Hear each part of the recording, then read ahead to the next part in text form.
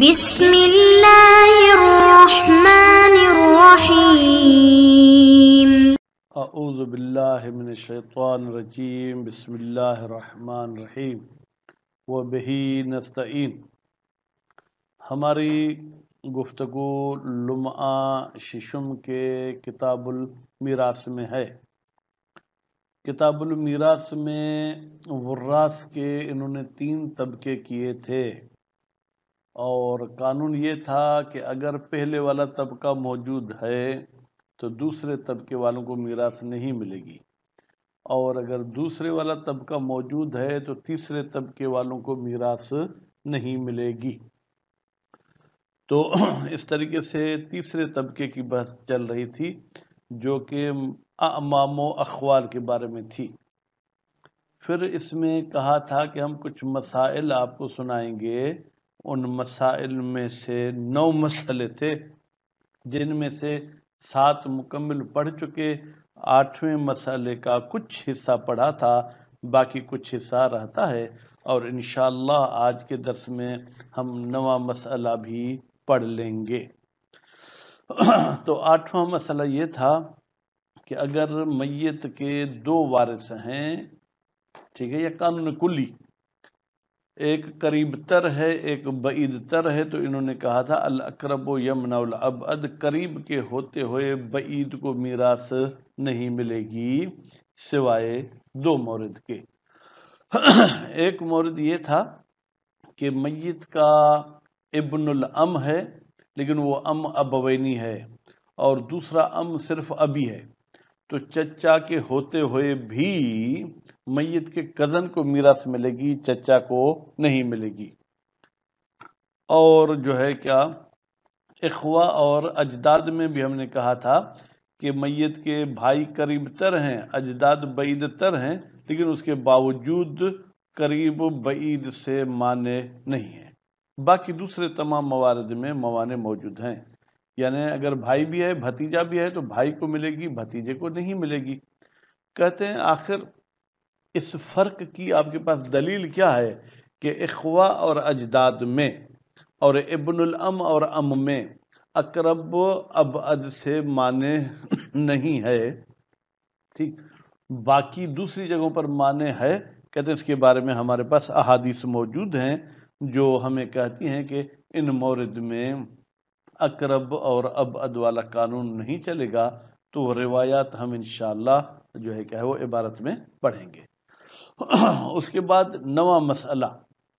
कहते हैं कि अगर कोई बंदा 2 लिहाज से वारिस बन रहा हो। अब यहाँ पर तो यूं कहा गया है इबारत में मन लहू सबबान, यानी वो वारिस जिसमें 2 सबब हैं। तो एक सबब नसब के मुकाबले में था, यानी कुछ वारिस ऐसे हैं जो नसब की वजह से मीरास उठाएंगे, कुछ ऐसे हैं जो सबब की वजह से। तो यहाँ पर 2 सबब का क्या मतलब, कहते हैं यहाँ पर सबब वो मुराद सबब नहीं है जो नसब के मुकाबले में हो, बल्कि यहाँ पर सबब और नसब दोनों को शामिल है। यानी अगर कोई ऐसा बंदा है जिसके वारिस होने की 2 इल्लत हैं, जिसके वारिस होने के लिए 2 सबब हैं, तो वो कौन से सबब के जरिए मीरास उठा सकता है? फरमाते हैं कि वो दोनों की तरफ से उठाएगा। मसलन फर्ज करें कि इसने एक औरत के साथ शादी की है, वो औरत इसके चचा की लड़की भी है,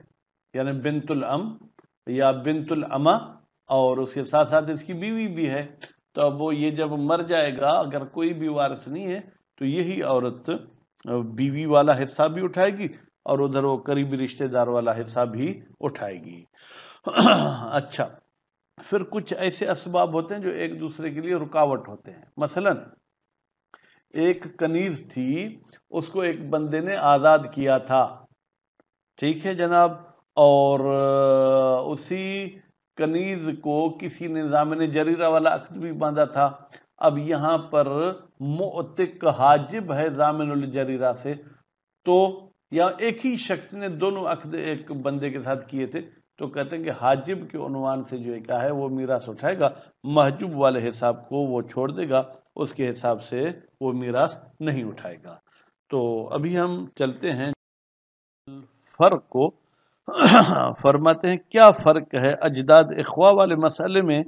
کہ اس میں اقرب و ابعد کے لیے معنی نہیں ہے، جبکہ اعمام و اخوال میں اقرب ابعد کے لیے معنی ہے۔ فرماتے ان میراث الاعمام والاخوال، بتحقیق اعمام اور اخوال کی میراث ثبت ہے، وہ میراث ثابت ہوئی ہے بے عموم آیت اولی الارحام، آیت اولی الارحام کے عنوان سے۔ اب ہم مولوی لوگ تو کمپیوٹر سے اتنے آشنائی نہیں رکھتے ہیں، میرے کمپیوٹر میں جو کتاب موجود تھی اس میں تقریباً 6-7 لائنیں عبارت کی نہیں ہیں، جبکہ میرے ہاتھ میں 2 کتابیں موجود ہیں، 2 نسخے میں نے دیکھے، ان دونوں نسخوں میں وہ عبارت موجود ہے۔ اب میں اپنی کتاب کو کیسے کمپیوٹر میں داخل کر کے یہ عبارت یہاں رکھتا، یہ بہرحال میرے لیے مشکل کام تھا، تو اس لیے میں وہ عبارت پڑھ رہا ہوں، ماؤس کو اسی جگہ پہ میں نے روکا ہے، پھر ڈیش ڈیش بھی لگا دیا ہے، تو آپ کے پاس جب پڑھیں گے اگر کتاب ہے تو یہ عبارت موجود ہوگی۔ تو فرماتے ہیں کہ یہ جو آیت اول الارحام کا عموم ہے وقاعدتها، اب یہاں سے عبارت موجود نہیں ہے، اور اس آیت کا جو قاعدہ ہے وہ یہ ہے تقدیم الاقرب فالاقرب، الاقرب فالاقرب کو مقدم کیا جائے گا، یعنی پہلے نمبر پہ جو قریب تر ہے، اگر وہ نہیں ہے تو پھر دوسرے وارثوں میں دیکھیں کون زیادہ قریب تر ہے۔ مطلقہ، مطلقہ کا مطلب کیا ہے؟ یعنی ہر قریب کو بعید پر مقدم کیا جائے گا، چاہے ایک ہی صنف کے ہوں جیسے ام اور ابن ام ہے، یا 2 صنف کے ہوں جیسے ابن ام ہے اور خال ہے۔ بخلاف الاخوت والاجداد، لیکن بھائی اور اجداد اس آیت کی وجہ سے جو ہے کیا ہے، ہم ان کی میراث کو ثابت نہیں کرتے، بلکہ فإن كل واحد ثبت بخصوصه، اجداد اور اخوہ کے لیے الگ سے آیات موجود ہیں، روایات موجود ہیں جو ان کی میراث کا کہتی ہیں۔ کو من غیر اعتبار الآخر، اس میں جو ہے کیا ہے کسی دوسرے اعتبار کو، یعنی الاقرب والے اعتبار کو مد نظر نہیں رکھا گیا۔ فیشارک البعید القریب، تو نتیجے میں بعید قریب کے شریک ہو جائے گا، مضافاً الی النصوص الدالۃ علیہ۔ خوب، ایک تو کہتے ہیں کہ بھائی ہم نے اجداد اور اخوہ کی میراث کو آیت اول الارحام کے علاوہ دوسرے دلیلوں سے ثابت کیا ہے، اور اس میں پھر قریب بعید والی بات کو مد نظر نہیں رکھا گیا، اس سے اضافہ کرتے ہوئے کچھ ایسی نصوص بھی ہیں الدالۃ علیہ جو دلالت کرتی ہیں اس اشتراک پر کہ اجداد اور اخوہ مشترک ہیں۔ فروا سلمۃ بن محرز عن ابی عبداللہ علیہ السلام،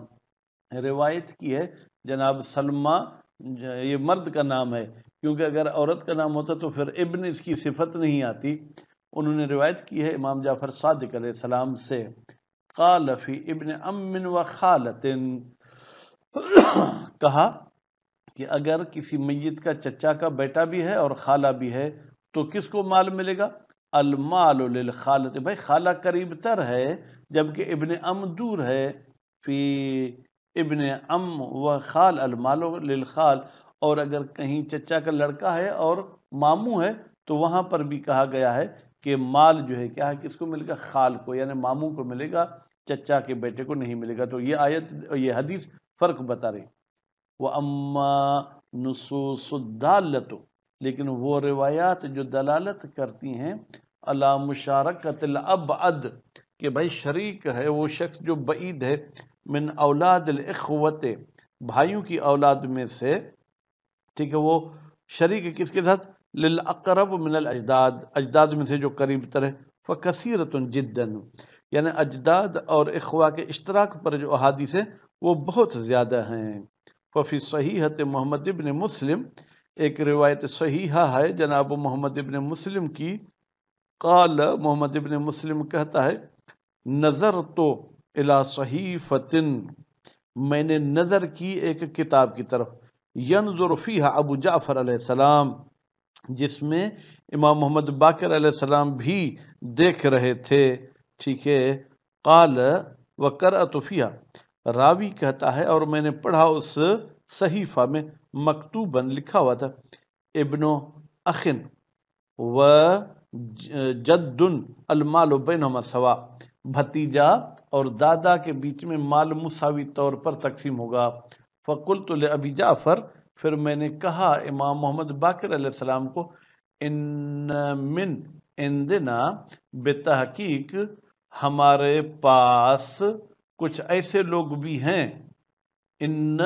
من عندنا، من نہیں پڑھیں گے کیونکہ ان من پر داخل نہیں ہوتا، لا یقضی بہذا القضا،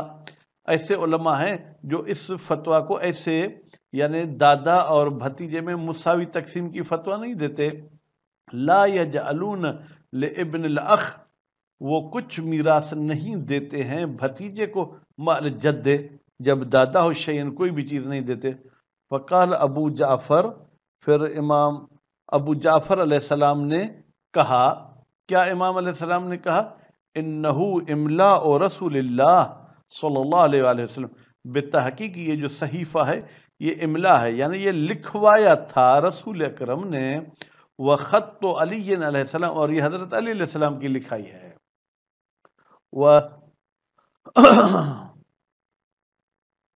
وَأَن محمد ابن مسلم، اور جناب محمد ابن مسلم سے بھی روایت ہے، ان ابی جعفر علیہ السلام، امام ابو جعفر علیہ السلام سے، قال، راوی کہتا ہے، حدثنی جابر، بلکہ قال کو فائل آپ ابو جعفر کو بنائیں، یعنی ہمارے پانچویں امام نے کہا کہ مجھے بتایا ہے جابر نے رسول اکرم سے، وَلَمْ يَكُنْ يَكْذِبْ جابر،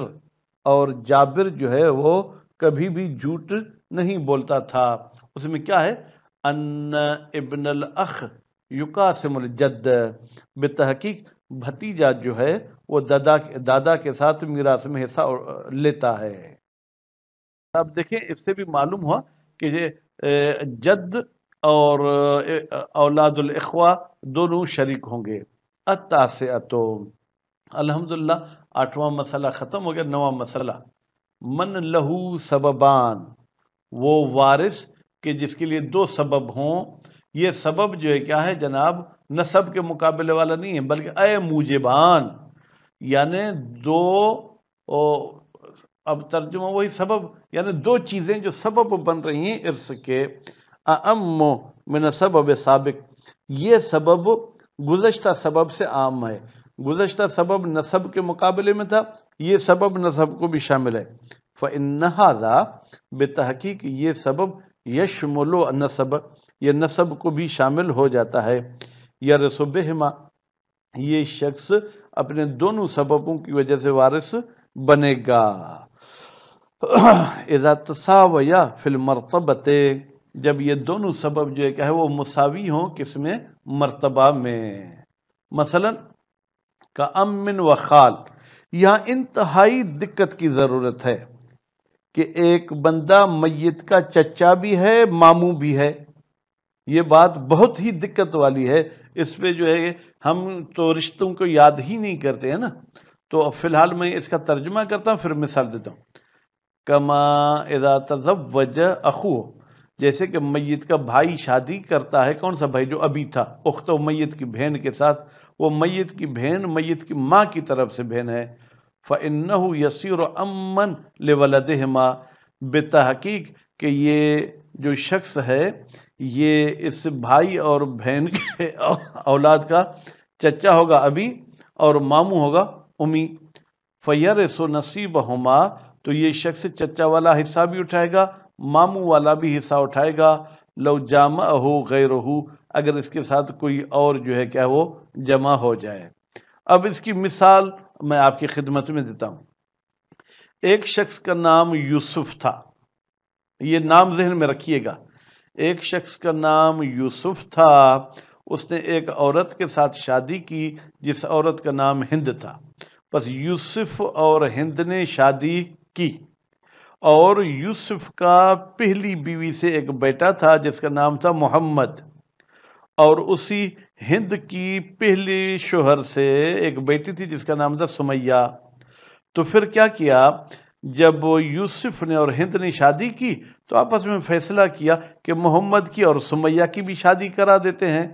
تو انہوں نے محمد اور سمیہ کی بھی شادی کرا دی، اب وہ محمد اور سمیہ کو بیٹا ہوا، اس کا نام انہوں نے رکھا جعفر۔ خوب، اب پھر کیا ہوا، یوسف سے ہند کو، ٹھیک ہے جناب، ایک بیٹا ہوا جس کا نام انہوں نے رکھا طاہر۔ اب یہ طاہر جو جعفر کا ہے